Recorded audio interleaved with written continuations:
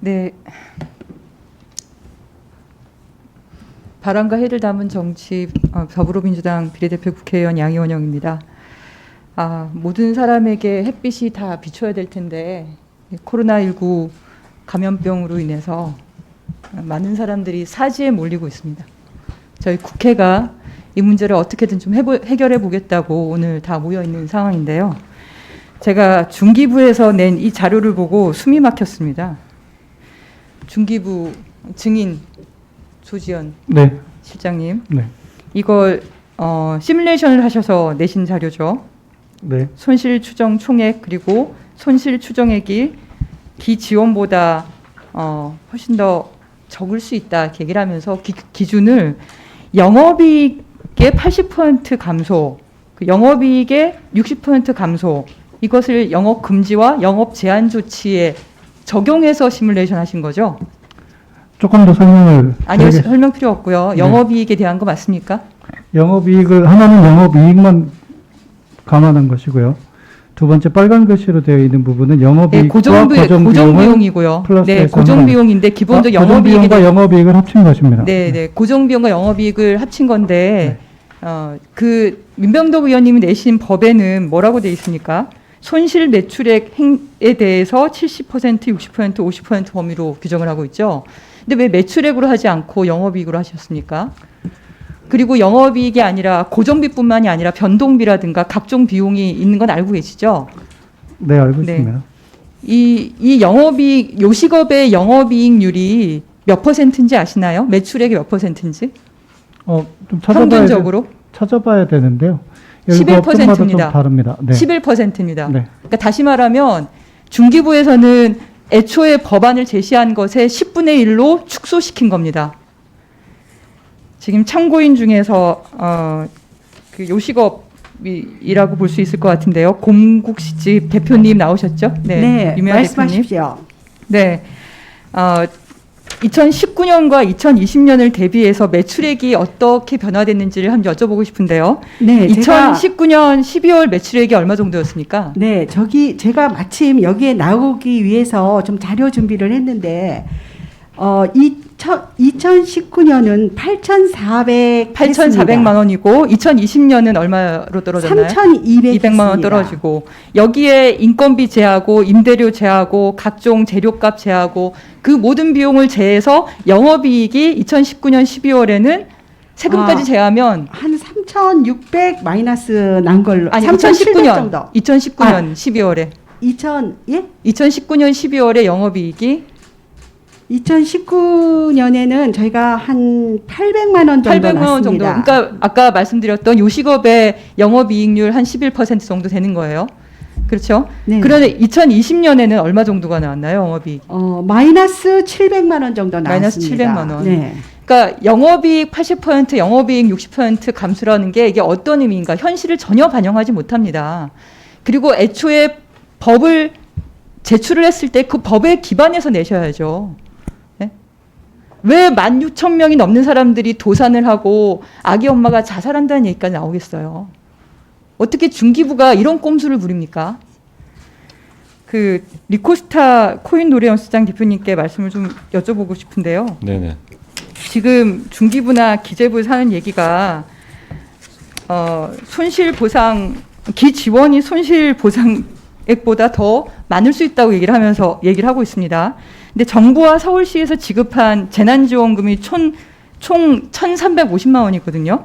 네. 지금 코인 노래 연습장에 한 달에 매출액이 얼마 정도 되시나요? 제 매장 기준으로 하면은 그러니까 코로나19 발생하기 전에요. 평균적으로는 잠시만요.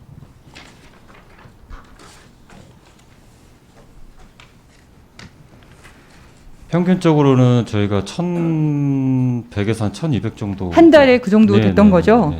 지금 정부와 서울시에서 지급한 재난지원금이 총 1,350만 원이에요. 총 1,350만 원. 근데 영업이 금지가 되고 제한이 되면 아예 매출이 거의 떨어집니다. 아까 요식업 말씀하신 것처럼 영업이익은 마이너스가 돼버려요. 지금 한 5개월 동안 집합금지로 수입이 0원인 4인 가족 최저 생계비가 2021년도 기준에 1,463만 원이에요. 결국에는 이 최저 생계비보다 못한 걸로 주면서 그걸 손실보상이 더 아니 어떻게 그렇게 비교할 수가 있겠습니까? 현실이 전혀 맞지 않는 내용이고요. 그리고 기재부 실장님 네. 4월 7일 날 기획재정부 보도자료 내신 게 있던데요.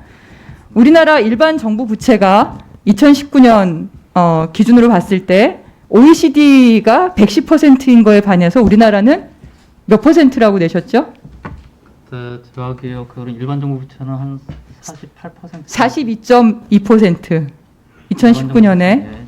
그게 이제 48%로 올라갔다 이렇게 내신 거예요. 예, 예. 네. 그 110%까지 우리 올리지는 못한다 하더라도 10%가 올라가면은 부채가 10% 올라가면 그게 얼마 정도의 비용입니까?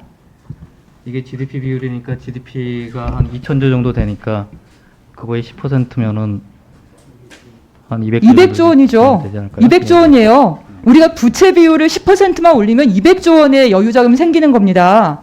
네? 기재부 여러분들께서 그동안 재정 관리를 잘 해주셔서 곳간에 돈이 많이 쌓여 있어요. 그 돈들은 우리 국민들이 낸 세금입니다. 우리 집 가정에서도 적금을 붓죠. 돈을 모아놓습니다. 힘든 일이 생기면 그 적금 깨서 당장 막을 거 막아요. 우리가 돈을 왜 모아놓습니까? 이 부채 비율이 10% 올라가는 게 나라가 거덜날 일인가요? 지금 국민들이 현재 절대 수준은 OECD랑 비교해가지고 좀 상대적으로 안정적인 부분은 있지만은 작년에 저희가 여러 차례 하면서 160조 원의 국가 채무가 늘었습니다. 그래서 그런 어떤 속도의 어떤 그 가속성 당장에 나라가 부분도 아무리 좀 고려해야 된다는 곳간에 돈이 많다 하더라도 죽어나가면 의미가 없어요. 예예예. 그리고 기재부 여러분들께서 예, 예. 그 곳간의 주인이 아니지 않습니까? 예, 예. 예. 곳간의 주인이 누굽니까? 국민입니다. 국민이 죽어나가는데 그 곳간에 돈이 많은 게 중요합니까? 뭘 우선적으로 해야 되겠어요? 사람을 살리는 일부터 해야 되는 거 아닌가요? 의원님, 그 재정 관리는 실제로 사람을 살리는 일부터 먼저 국민들을 위해서 꼭 해야 되는 일들을 적극적으로 하면서도 일정 부분 재정 관리가 좀 필요한 부분이 있습니다. 그래서 최대한 말라는 얘기가 아니라 네, 네. 제가 지금 OECD 평균까지 부채를 올려보자고 말씀드린 게 아니에요. 단 10%만 해도 200조 원이거든요. 단 10%만 해도. 200조 원이 적은 어떤 부분이 규모는 아니죠. 예, 네? 예. 200조 원이 적은 규모는 아니지 않습니까? 아니, 당연하죠. 적은 돈이 아니죠. 그만큼 우리나라 GDP가 그만큼 생산량이 많다는 겁니다. 그 국가가 부자라고요. 우리나라가 부자라고요. 이제 국민들이 그런데 자살을 하고 죽어나가고 있고 파산하고 있어요. 저희가 재정 관리를 근데 그것도 예, 예. 정부가 우리 국가 공동체의 안전을 위해서 영어를 금지를 시킨 거예요. 그런 행동을 한 것에 대해서 보상을 한다고 얘기하는 겁니다. 이 시혜를 하는 것이 아니라 어쨌든 기재부 의원님, 그 저희도 공무원분들은 네, 예. 이 네. 국가의 주인이 아니시라고요. 예, 예. 그리고 아까 형평성 얘기하셔서 제가 그것만 말씀을 좀 다시 드릴 텐데 네, 네. 영업 제한과 영업 금지에 따라서 차별적으로 재난지원금 지급하셨죠. 그렇습니다. 그래서 형평성 말씀을 하시는데 네. 그때는 각각의 매출액에 대해서 일일이 조사를 하셨나요? 개별적으로 그 조사하는 방식은 아니고요. 매출 감소 여부를 판단하고 지금 이 예. 법을 그것을 다 조사를 하라고 그래서 우리 분들께서 일 좀 하시라고 말씀드리는 거예요. 그걸 조사를 하지 않고 급하게 지급해야 될 것이 있지만 지금은 그것이 아니라 우리가 영업 금지, 영업 제한을 시켰으면 거기에 대해서 발생한 손실액에 대해서 조사를 다 해서 거기에 맞춰서 보상을 하는 겁니다. 왜냐 어차피 버팀목 플러스 자금도 예를 들어서 금지나 제한의 어떤 방역 조치의 성격을 감안해서 500만 원, 300만 원 정도의 단가를 설정했고, 그거는 조사를 하지 않으신 거예요. 그러니까 이렇게 생각하시면 되지 않겠습니까? 기존의 어떤 그 차별성을 두는 것이 정치하게 개별 업체별로 판단할 수는 없지만은 계산급을 지급했다고 생각할 수 있지 않겠습니까? 재난지원금이죠. 네. 지금 우리가 얘기하는 건 재난지원금이 아니고요. 네. 저희가 영업 금지와 영업 제한 조치를 내린 것에 대한 정당한 보상을 얘기하는 겁니다. 이 법에서 내용이 그렇게 나와 있어요. 그 얘기를 하는 것에 대해서 성평성으로 말씀하시면 안 되죠. 그래서 제발 저희 국회가 국민들을 대표해서 말씀을 드리는 거는 공무원분들께서 그 내용을 가지고 일 좀 해달라고 부탁을 드리는 겁니다. 그리고 국민들이 낸 그 세금으로 그 돈으로 주고받는 사람들에 대해서 보상을 해드리라고 말씀드리는 거예요. 저희도 소상공인 분들이라든지 고용 취약계층에 대해서 최우선 순위를 두고 코로나 대응 재정 대책을 쭉 마련해 왔습니다. 그 가능한 범위 내에서 최대한 그 지원하려고 노력을 해왔고요. 아까 그 형평성 관련된 부분은 예를 들어서 그 기존에 정치하게 예를 들어서 개별 업체별로 피해 규모를 산정해서 지원하진 않았지만은 금지나 제한이라고 하는 방역 조치의 성격 그 부담을 고려해서 단가를 더 올려서 지급했기 때문에 그런 부분에 있어서 지금 제도화해서 다시 소급을 하게 되면은 금지 제한 업종에 대해서 중복 문제가 일부 발생될 수 있다는 그런 말씀을 드리는 겁니다. 중복된 것은 제한은 되는 거고요. 네? 아까 말씀드렸던 1,350만 원밖에 안 된다고. 예? 근데 의원님 예, 알겠습니다. 네, 수고하셨습니다. 짧게 하겠습니다. 앞서서 많은 말씀을 해주셨기 때문에 저는 잘못된 정보가 나가게 되면 전 안 될 거라고 생각하는데 오늘 중기부에서 대외비라고 내신 이 자료가 기사화가 됐습니다. 뭐라고 나왔냐면 중기부 주먹구구 손실지원 소상공인 82% 과다 지급이랍니다. 이게 사실일까요? 이 계산에 대해서 책임지실 수 있겠습니까? 아마 책임지기 어려워서 대외비라고 했을 거라고 저는 이해를 하는데 왜냐하면 정확한 계산이 아니기 때문에 저희가 정확한 계산이 아닐 거라고 현실을 반영하지 못한 거라고 계속 저희가 지적을 하고 있잖아요. 그렇죠? 그래서 지금 새로운 자료를 내셔야 된다고 말씀을 드렸고 국세청 자료 같이 그 자료를 소통을 해서 중기부가 사실은 이 데이터를 만들었어야 됐는데 그러지 못하고 사실은 주먹구구식으로 했기 때문에 이렇게 잘못된 현장과 정반대의 데이터가 나온 겁니다. 지금 중소상공인 누가 지금 1,300 서울시까지 포함해서 1,350만 원이 과다 지급됐다고 얘기를 하겠습니까? 네? 이렇게 파산하고 도산하고 목숨을 끊는 사람까지 발생을 하는데 82%가 과다 지급이 됐나요? 중기부 해명자료 내셔야 돼요. 연합뉴스에 실렸습니다. 이 기사가.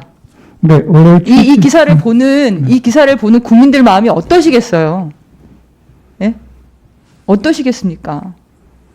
여기에는 저는 기재부의 책임도 있다고 생각해요. 왜 자료를 공유를 하지 않습니까? 국민들이 보기에는 같은 정부예요. 다른 부처라 하더라도 왜 자료가 공유가 안 되냐고요. 공유가 돼서 제대로 된 데이터가 나와야지. 엉터리 데이터를 가지고 이렇게 만들어 버리면 이 기사를 본 사람들이 얼마나 분노하고 놀라다 못해서 서글프기까지 할 것 같습니다. 중기부에서 꼭 해명자료 내시기를 부탁을 드립니다. 아까 윤병덕 의원님 말씀하신 국세청 자료 말씀하시는 겁니까? 네네. 저희가 네, 일단 뭐 이 정도까지만 하겠습니다. 네, 기사에 대한 말씀하십시오. 경우에 대해서는 네. 살펴볼 필요가 좀 있을 것 같고요. 다만 이게 대외비 자료이긴 하지만 오늘 이 청문회 자리가 언론에 또 공개된 자리이고 하다 보니까 또 많은 질문들을 받았고 이 데이터의 내용에 대해서 아마 설명하는 과정에서 나갔던 것이 아닌가 생각을 합니다. 그 정도로 말씀드립니다.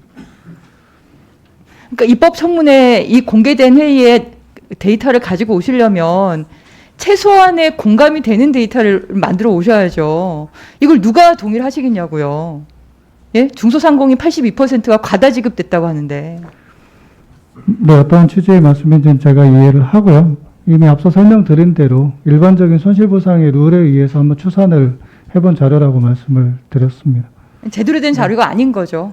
그러니까 해명자를 꼭 내시기 바랍니다. 네, 이상입니다. 네, 수고하셨습니다. 다음은 이동주 의원님 질의해 주시기 바랍니다.